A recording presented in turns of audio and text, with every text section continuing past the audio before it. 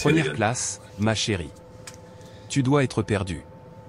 C'est ce que la pilote a craché avant de déchirer son billet en deux, sous les yeux médusés des passagers.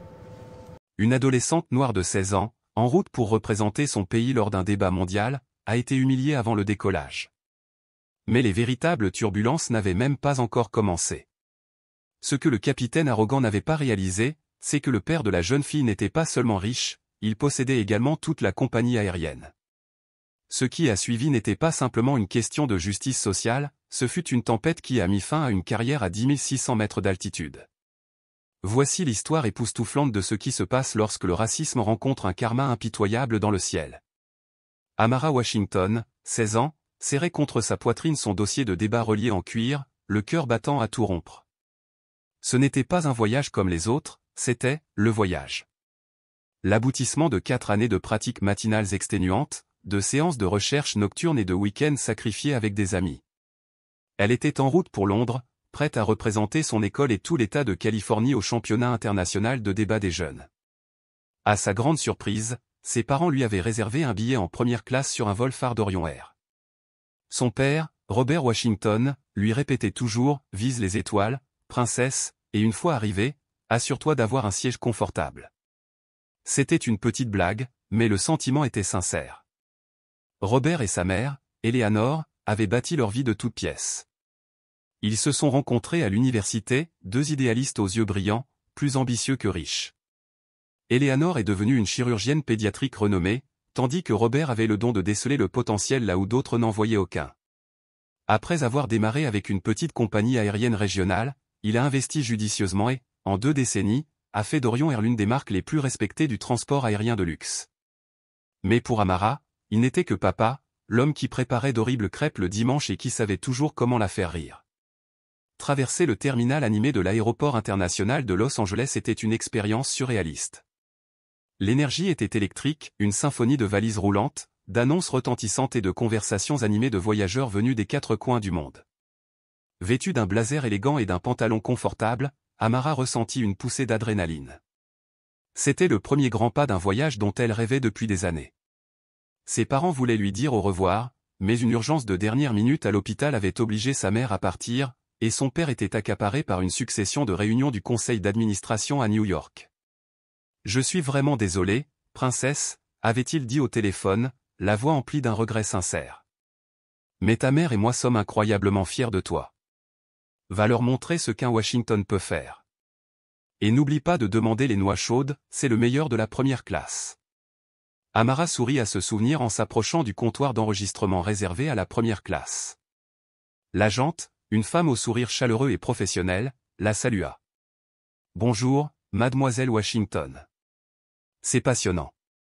Puis-je avoir votre passeport et votre billet, s'il vous plaît ?»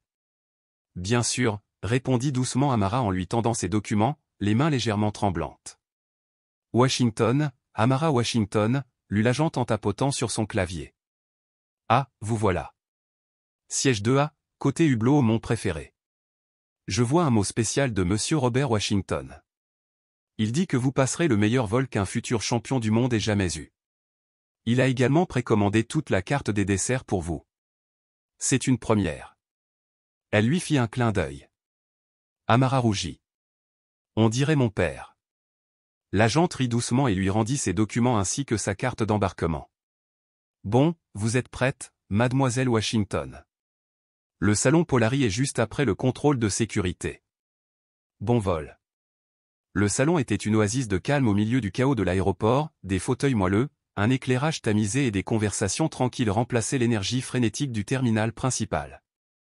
Amara trouva un coin tranquille, commanda un jus d'orange et tenta de se calmer en relisant une dernière fois ses notes d'ouverture. À l'annonce de l'embarquement, elle se dirigea vers la porte d'embarquement. La file prioritaire pour les passagers de première classe se formait déjà. Amara rejoignit la courte file d'attente, son excitation grandissant à chaque pas sur la passerelle. L'avion, un Airbus A380, était magnifique, on avait l'impression d'être transporté dans le futur. Une hôtesse de l'air au sourire raffiné l'accueillit à la porte. « Bienvenue à bord, mademoiselle. Puis-je voir votre carte d'embarquement ?» Amara le lui tendit. « Siège 2A. »« Par ici », fit l'hôtesse d'un geste. « Juste après l'office, sur votre gauche. Amara entra dans la cabine de première classe, le souffle coupé. C'était encore plus luxueux qu'elle ne l'avait imaginé. Chaque siège était une suite privée avec un lit, un minibar personnel et un grand écran de divertissement. On se sentait moins dans un avion que dans une chambre d'hôtel 5 étoiles en plein vol. Elle trouva son siège 2A, un cocon douillet près du hublot. Rangeant soigneusement son bagage à main dans le compartiment supérieur, elle s'installa dans le siège en cuir moelleux, admirant l'espace et le confort. Tellement absorbée par l'exploration des caractéristiques de sa suite, les écouteurs anti-bruit, la trousse de toilette de luxe, l'épaisse couverture douce, où elle n'a pas immédiatement remarqué l'homme debout dans l'allée, la regardant fixement. Lorsqu'elle leva enfin les yeux, elle aperçut un homme en uniforme de pilote. Son visage sévère et buriné, ses cheveux argentés aux tempes et ses yeux bleus perçants étaient plissés par la suspicion. Ce n'était pas un pilote ordinaire. Ses 4 galons le distinguaient comme capitaine. « Puis-je vous aider » demanda poliment Amara, supposant qu'il devait passer. Le pilote ne bougea pas. Il se contenta de fixer l'appareil, un sourire narquois et désagréable se dessinant. « Je crois que vous êtes dans la mauvaise cabine » dit-il assez fort pour que les autres passagers l'entendent.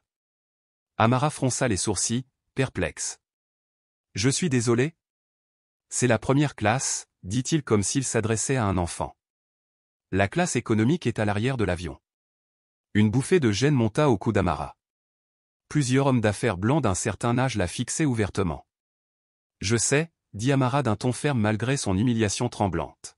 « Ma place est la 2A. » Le capitaine Davis ricana. « Montrez-moi votre carte d'embarquement. » Son ton n'était pas une requête, mais une exigence. Légèrement intimidée mais déterminée à ne pas se laisser intimider, Amara récupéra sa carte d'embarquement et la lui tendit. Le capitaine Davis le lui arracha des mains et le regarda avec incrédulité et dédain. Il contempla sa peau sombre, ses cheveux tressés et son visage juvénile. Dans son esprit, l'équation était incohérente, une jeune fille noire en première classe sur un vol transatlantique ? Impossible. Faute d'erreur ou d'arnaque. C'est une blague, non, dit-il avec un rire sans humour.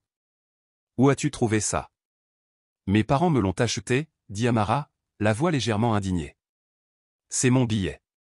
Les passagers chuchotaient, la curiosité et le doute se propageant dans la cabine. Les agents de bord restaient nerveux, ne sachant pas comment gérer le comportement de leur propre capitaine. Le capitaine Davis a tenu le billet devant la lumière comme s'il cherchait à détecter une contrefaçon. Washington, lut-il lentement et exagérément. Peu probable.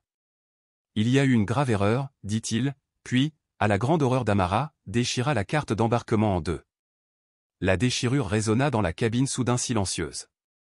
Comme je l'ai dit, déclara le capitaine Davis en déposant les morceaux déchirés sur ses genoux, les gens comme vous n'ont rien à faire ici. Je vous suggère de rassembler vos affaires et de retourner à l'arrière, là où vous êtes censé être, avant que je vous fasse escorter par la sécurité. Des larmes brûlantes et amères perlèrent les yeux d'Amara. L'humiliation la submergea comme une vague froide et écœurante. Tous les regards dans la cabine étaient braqués sur elle, emplis de pitié, de curiosité et, parfois, d'une froide indifférence. Son voyage de rêve, son moment de triomphe, s'était transformé en cauchemar en quelques secondes. Gelée, les 2 moitiés de son billet symbolisaient une excitation brisée.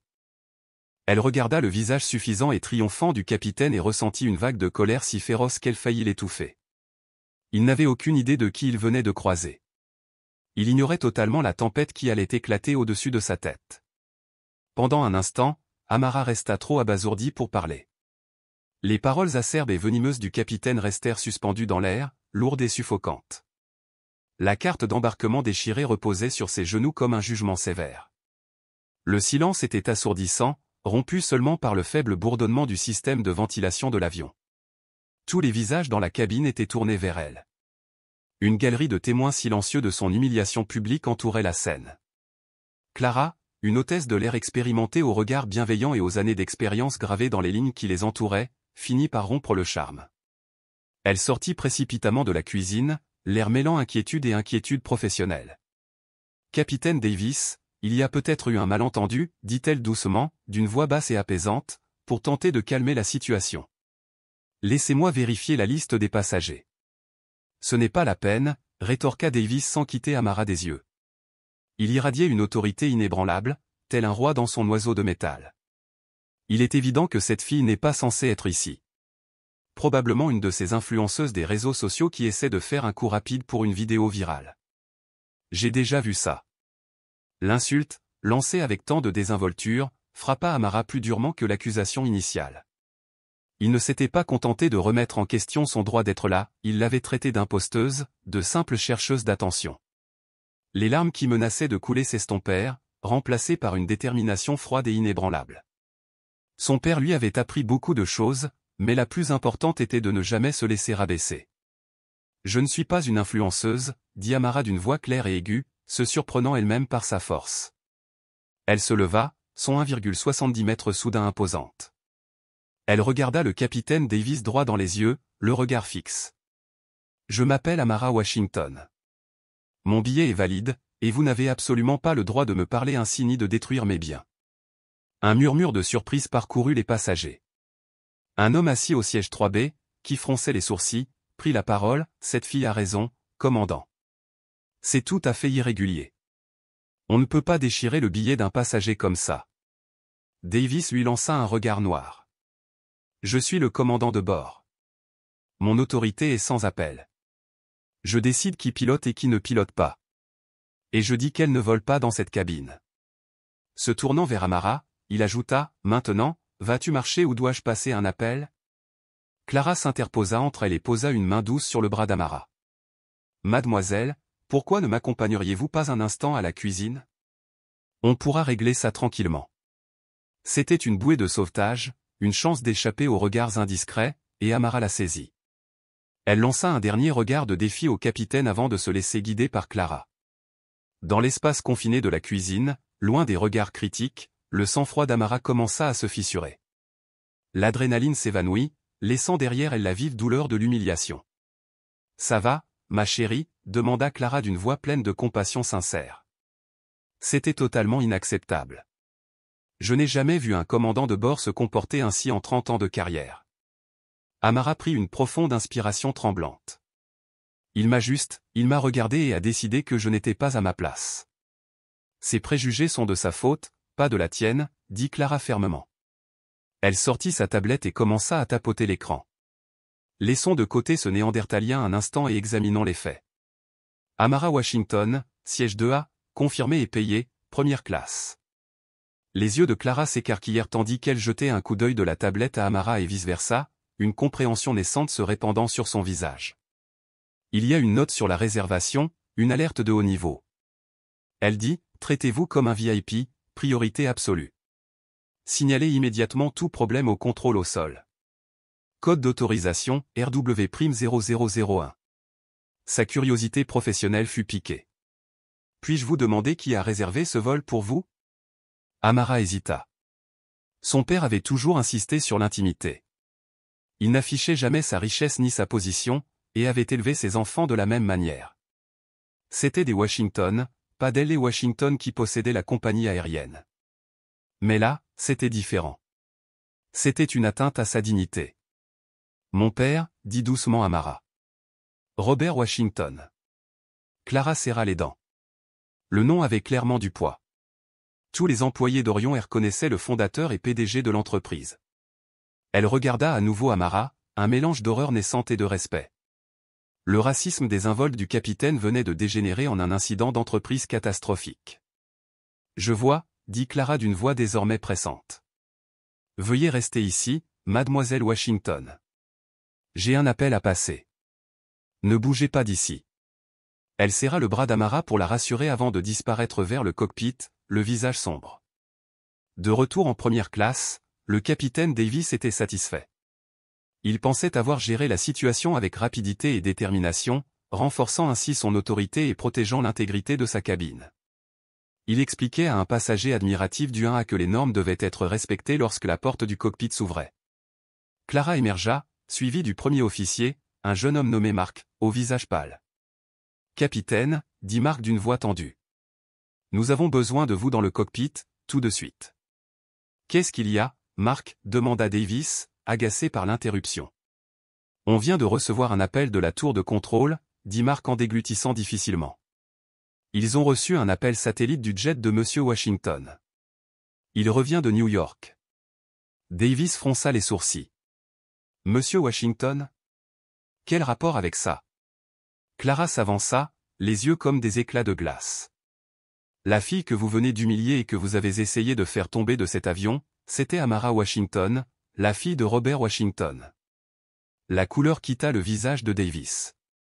La suffisance s'évapora, remplacée par une terreur glaciale et rampante. Il eut l'impression que le sol s'était effondré sous ses pieds, le plongeant dans une terrifiante chute libre.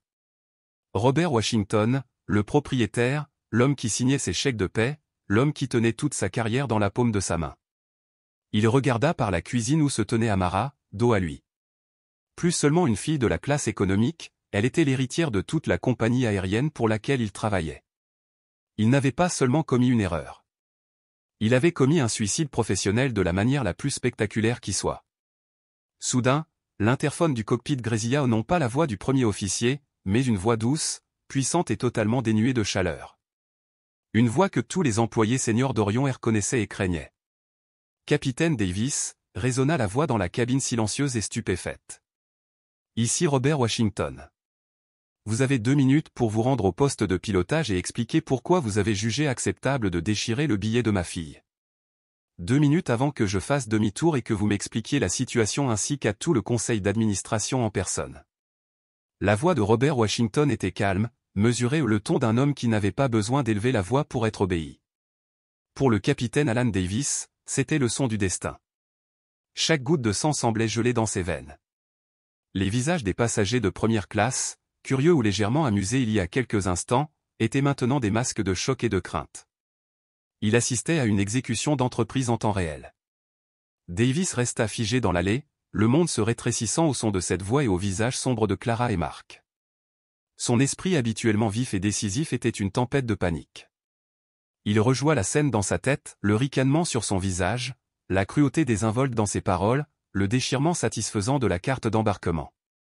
Chaque souvenir est un clou dans son cercueil. Capitaine, insista Mark dans un murmure dur, vous devez partir maintenant. Les paroles du premier officier ont poussé Davis à se mettre en mouvement. Ses mouvements étaient raides, robotiques, il marcha les 10 mètres les plus longs de sa vie vers le cockpit. La porte, autrefois une porte d'entrée vers son royaume, ressemblait désormais à l'entrée d'un tribunal. Mark le suivit et ferma la porte, laissant Clara gérer la cabine. Le copilote a fait un geste vers le panneau de communication où un voyant vert clignotait en continu, indiquant la liaison satellite active. Il est en ligne, capitaine. Davis décrocha le combiné en tremblant. Sa main, autrefois stable à travers les tempêtes perfides, tremblait. Ici le capitaine Davis, parvint-il à dire, la voix faible et méfiante. Davis, résonna la voix de Robert Washington, non plus diffusée dans tout l'avion, mais privée et terriblement intime. J'ai une question à vous poser, qu'est-ce qui vous a donné le droit de porter la main sur ma fille? Monsieur Washington, monsieur, je peux vous expliquer, balbutia Davis. Il y a eu un malentendu. Je pensais? Vous pensiez à quoi, capitaine? La question a tranché l'air comme une lame de rasoir, l'hypothèse tacite selon laquelle une jeune femme noire ne pouvait pas avoir sa place dans un siège de première classe pour lequel elle avait légitimement payé. Tu pensais qu'elle avait volé le billet? Tu pensais qu'elle était indigne de ta cabine? Dis-moi, Davis. Je suis fasciné de savoir ce qui se passe dans la tête des hommes à qui je confie la vie de mes passagers et la réputation de ma compagnie. Monsieur, c'était une erreur, une terrible erreur de jugement. J'ai vu une jeune fille seule et j'ai émis une hypothèse erronée et peu professionnelle. Davis transpirait abondamment maintenant, le col impeccable de son uniforme lui donnant soudain l'impression d'être un nœud coulant. Une supposition, répéta Washington, le laissant flotter lourdement dans l'air. Vous appelez le sectarisme une supposition? Vous appelez humilier un enfant une erreur de jugement? Vous n'avez pas simplement fait une erreur, capitaine. Vous avez révélé qui vous êtes et je n'ai pas de place pour des hommes comme vous en ma compagnie. À l'autre bout du monde, Robert Washington était assis dans le luxueux siège en cuir de son Gulfstream G650 lorsque sa fille, affolée et en larmes, lui a téléphoné. Il était en train de finaliser une fusion de plusieurs milliards de dollars. Sans un mot, il s'est excusé, a écouté son histoire et a ressenti une rage si pure et si froide qu'elle en était terrifiante. Il a immédiatement demandé à ses pilotes de déposer un nouveau plan de vol. Ils n'allaient plus à New York. Ils allaient à Londres. Il a demandé à son officier de communication de le mettre en communication avec le vol 101. Monsieur, je suis profondément désolé, implora Davis, sa carrière défilant devant ses yeux. 35 ans de vol, un palmarès impeccable, le respect de ses pairs, tout cela réduit en cendres. Je présenterai personnellement mes excuses à votre fille. Je ferai tout pour réparer les dégâts. Rétablissez la situation. Le rire de Washington était dénué d'humour. On ne peut pas redresser la situation. On ne peut pas humilier quelqu'un, capitaine. On ne peut pas effacer le souvenir d'avoir été mis à l'écart et traité comme un moins que rien à cause de sa couleur de peau. Vous avez fait ça à ma fille. Ma fille, qui allait représenter son pays à un concours de débat. Une fille qui a plus d'intelligence et d'intégrité dans son petit doigt que toi dans tout ton corps. Il y eut un silence. Davis entendait le ronronnement faible et puissant des moteurs du Gulfstream en arrière-plan. La voix du premier officier Washington était désormais aiguë et autoritaire. « Es-tu là ?»« Oui, monsieur. »« Monsieur Washington, » répondit immédiatement Mark, « vous prenez le commandement du vol 101 avec effet immédiat. » Davis est relevé de ses fonctions. « Est-ce bien compris ? » Monsieur, notre plan de vol, nous sommes en plein vol au-dessus de l'Atlantique, balbutia Mark, choqué par cet ordre sans précédent. Je connais notre situation géographique, copilote. Mon ordre est maintenu. Le commandant Davis est désormais passager. Il ne doit plus monter dans le cockpit. Il vous remettra ses ailes et sa carte d'identité à l'atterrissage à Heathrow. Une équipe de sécurité sera là pour l'accueillir et l'escorter hors des locaux.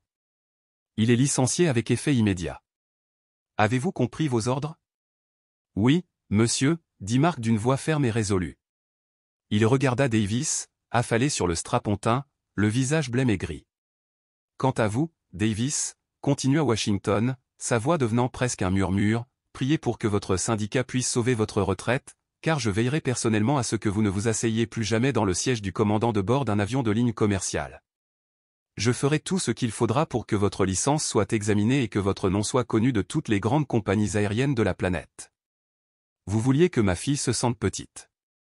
Au lieu de cela, vous vous êtes rendu insignifiant. Maintenant, mettez ma fille en ligne. Mark fit signe à Davis de se lever. Humilié et vaincu, l'ancien commandant de bord se leva et sortit du cockpit en titubant, évitant le regard des hôtesses de l'air. Il passa devant la cuisine et aperçut le visage d'Amara. Elle ne pleurait plus. Elle le regardait, son expression n'exprimant pas le triomphe, mais une déception triste et silencieuse. Ce regard était en quelque sorte pire que toute la colère qu'elle aurait pu montrer.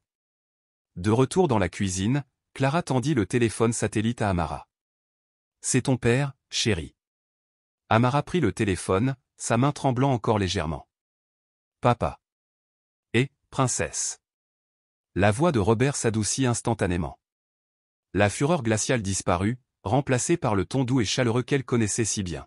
« Êtes-vous d'accord ? » « Je le suis maintenant, » murmura-t-elle, une nouvelle vague de larmes menaçantes. « Papa, tu n'étais pas obligé de faire tout ça. »« Oui, » dit-il, la voix légèrement durcie. « Oui, c'est vrai. Personne ne fait ça à ma famille. Personne. Écoute-moi bien. Clara et le reste de l'équipage prendront bien soin de toi. Le copilote est aux commandes. Retournez à votre place. Commandez tous les desserts comme prévu, et reposez-vous. Je m'envole pour Londres. Je vous attends à l'atterrissage. Tu viens à Londres, demanda Amara, bouleversée. Je ne manquerai ton débat pour rien au monde, dit-il doucement.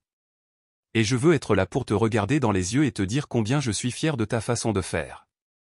Tu étais forte, Amara. Tu étais une Washington. Maintenant, vas-y. À dans quelques heures. Amara rendit le téléphone à Clara.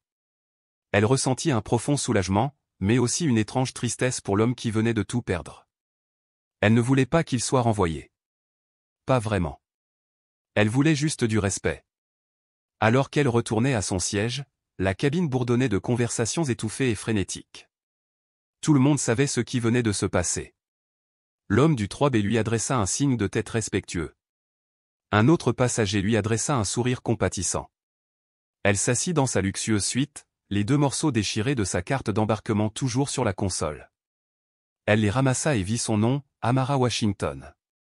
Elle n'en avait jamais été aussi fière. Clara est apparue à ses côtés, tenant une carte d'embarquement toute neuve et fraîchement imprimée. Mademoiselle Washington, dit-elle d'une voix pleine de déférence, je crois que ceci vous appartient. Et au nom de tout l'équipage d'Orion Air, je tiens à vous présenter nos plus sincères et plus profondes excuses pour ce qui s'est passé aujourd'hui. Amara a pris le nouveau billet. Merci, Clara. Ce n'était pas ta faute. Le nouveau capitaine m'a également chargé de vous informer, ajouta Clara, un petit sourire aux lèvres, que la carte des desserts est officiellement entièrement à vous. Pour la première fois depuis le début de cette épreuve, Amara sourit un sourire vrai et sincère. Son père avait raison. Il était temps de profiter du vol. La tempête était passée, laissant derrière elle une étrange et calme clarté. Mais pour Alan Davis, assis dans un siège de repos d'équipage exigu à l'arrière de l'avion, dépouillé de son commandement et de sa dignité, la tempête ne faisait que commencer. Le reste du vol vers Londres fut surréaliste pour tout le monde à bord. Pour Amara, c'était un étrange mélange de justification et d'inconfort. L'attention obséquieuse qu'elle recevait maintenant de la part de l'équipage était presque aussi inconfortable que l'hostilité précédente. Clara était discrète et professionnelle, mais certains des jeunes assistants la traitaient avec un niveau de révérence habituellement réservé à la royauté, lui demandant constamment si elle avait besoin de quelque chose. Leur sourire était un peu trop éclatant, leurs excuses un peu trop fréquentes. Les autres passagers de première classe gardaient leur distance, la regardant de temps en temps avec un respect nouveau, comme s'ils la voyaient pour la première fois. L'histoire de ce qui s'était passé s'est répandue dans l'avion comme une traînée de poudre, murmurée de rangée en rangée, transmise avec des écouteurs et des magazines. Elle n'était plus seulement une passagère. C'était une légende, la fille dont le capitaine avait été licencié en plein vol. Elle essayait de se concentrer sur ses notes de débat, mais les mots flottaient devant ses yeux. Elle a mis un film mais n'a pas réussi à suivre l'intrigue. Finalement, elle inclina son siège pour en faire un lit complètement plat, tira la couette douce sur elle et ferma les yeux, non pas pour dormir, mais pour traiter le tourbillon des dernières heures. Elle pensait au capitaine Davis. Elle imagina son visage blême lorsqu'il fut déchu de son commandement. Il n'y avait aucune joie là-dedans, seulement un profond sentiment de gaspillage. Un homme a laissé un seul préjugé odieux détruire toute une vie de réussite. C'était une pensée qui donnait à réfléchir. Pendant ce temps, pour l'ancien capitaine Alan Davis, le vol était un véritable enfer. Il était séquestré dans une petite couchette d'équipage sans fenêtre, ressentant les vibrations de l'avion qu'il était censé commander. Chaque doux bourdonnement des moteurs Rolls-Royce était une provocation. C'était un roi exilé de son propre royaume. Son esprit s'emballait, rejouant chaque instant, chaque mot. Comment a-t-il pu être si stupide, si aveugle? Il s'était toujours enorgueilli de son professionnalisme, de sa capacité à décrypter les situations et les gens, mais il avait regardé Amara Washington et n'avait vu qu'un stéréotype ou une caricature née de ses propres préjugés latents. Bien sûr, il ne s'était jamais considéré comme raciste. Il l'aurait nié avec véhémence. Il croyait simplement à l'ordre, au fait que les choses étaient à leur place. Mais maintenant, dans l'obscurité bourdonnante, il était obligé d'affronter la laideur de cette croyance. L'effet d'entraînement de ses actions se propageait déjà bien au-delà des limites de l'Airbus A380. Au siège d'Orion Air à Dallas, au Texas, la nouvelle de l'incident du vol 101 avait provoqué une onde de choc au sein de la direction. Le chef des opérations de vol, un homme nommé David Chen, a été retiré d'une réunion budgétaire pour répondre à l'appel de Robert Washington lui-même. Les instructions du PDG étaient froides et précises. Activez le protocole de crise de l'entreprise. Demandez à une équipe de rencontrer le vol 101 à Heathrow. Davis est licencié. Ses codes d'accès sont révoqués. Et je veux avoir une revue complète de son dossier et de tous les manuels de formation à la sensibilité des équipages sur mon bureau avant mon atterrissage. Chen raccrocha brusquement le téléphone, le cœur battant la chamade. Un commandant de bord a été licencié en plein vol par son PDG pour avoir maltraité sa propre fille. La situation s'est transformée en cauchemar médiatique. Le PDG a immédiatement réuni des avocats, des spécialistes des ressources humaines et des relations publiques pour une réunion d'urgence. Leur objectif était de contenir l'affaire, contrôler l'information et évaluer les risques juridiques. L'avocat principal a averti que l'affaire pourrait dégénérer en procès pour discrimination. Heureusement, la victime était la fille du propriétaire, sinon, la réclamation aurait pu atteindre plusieurs millions de dollars. L'équipe de relations publiques s'est employée à structurer le récit, Orion Air ne tolère aucune discrimination et a réagi rapidement en licenciant le commandant de bord avant l'atterrissage. Ils ont examiné la liste des passagers, alerté le personnel au sol et géré les répercussions sur l'aviation. Officiellement, le commandant de bord a été démis de ses fonctions pour incapacité, mais la nouvelle s'est répandue parmi les pilotes et les contrôleurs. Alan Davis, un commandant de bord réputé et arrogant, n'avait jamais été renvoyé aussi brutalement. Davis a reçu un appel de sa femme alors que l'avion descendait, mais il n'a pas pu expliquer ce qui s'était passé.